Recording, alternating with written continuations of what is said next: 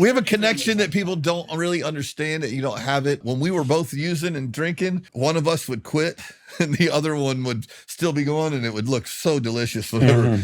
And it just never worked. We literally got sober the same week, like 2 days apart. And then when we got healthy together. I mean, I'll be honest, I'm grateful. It's been an amazing run. It's not always been smooth. It's not always been easy, but people are amazed that we still work together. They like our songs. They like our songwriting. We can play. We're funny.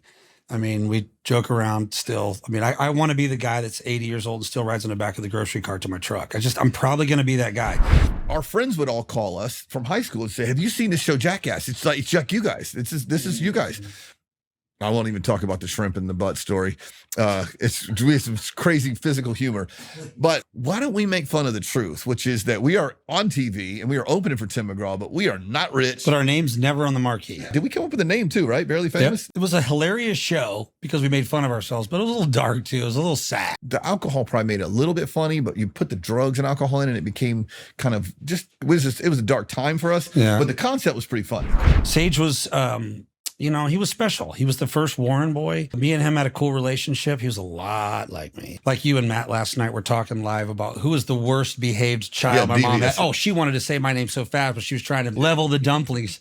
I was the worst. Want to say your name, but she couldn't help it. I was the worst kid. I didn't take anything serious until about a year ago.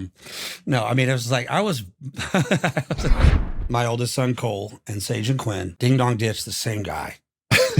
Yeah. Incessant. And yeah, over and over. And to the point where the guy's like, put a sign in the yard and he's like, I'm going to get you guys. Swear to God, if I catch you guys, I'm a grown adult. I'm a football player and I can catch you. And Sage was lightning fast. So he told Cole and Quinn, park it about 50 yards ahead. Get a head start. I'm going to rattle this guy's door here in 30 more minutes. And Cole said he would run up to the door and he wouldn't just tap it. He would just like bang on it like he was taking it down and start running. And Cole said me and Quinn would be laughing so hard we couldn't breathe. And Sage is like, sure, on this guy's behind him. So he'd get close to Sage. He'd just speed up a little bit. You said a second ago that you believe in the dad's group and they couldn't make you not believe. You're referring to God or that that I'm going to see my son again. Right. Period. Told you not to cry. Hope deferred makes a heart sick. So we have the hope of glory that we will see that. And that is what keeps you going. While we were a chocolate mess, we might as well talk about that. I think I'll be all right. But the day that it happened, you know, we were together. We were sitting at Jeremy Spillman's house. Yep. And it's funny. I have this strange connection with Jeremy Spillman. We've never talked about that day, but we talk. You know what I mean? It's like, I see him, it's strange. Yeah. He knows and we know. We know he knows and he knows we know. Yeah. But we just sort of like, there's this triangular thing. I've relived that day in my mind a lot. Because when it all happened, when I was going down, and you got the call, we're in the middle of a writing session. It's me and you and Jeremy. And you came back in and you said, I got to go.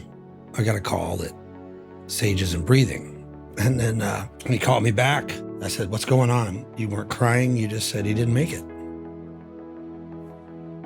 And you were like, no, well, yeah, he did. Yeah, he did. I said, yeah, he did. It took like 4 times I had to tell you. I said, no, tell me again. I don't believe you. Tell me again. And he said, he didn't make it. And I said, no, I'm not going to accept that. You have to tell me something else. And you're like, dude, he didn't make it.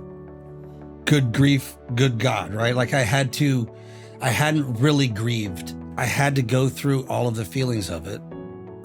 You don't want to see your nephew, you know, leaving a church in a casket. You don't want to see your 20-year-old son holding one of the poles. Yeah. I had to go walk into the grief. You can't go around it. You can't go over. That's what you said, dude. You got to go through it. So I just started working through it and realizing that God's story is bigger than ours. God didn't intend for it to happen, but he will use it. Yeah.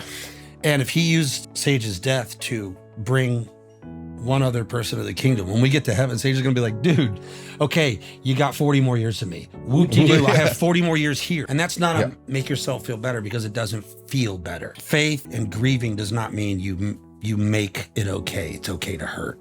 Yeah. Doesn't mean your faith is weak. You're supposed to mourn and walk into it.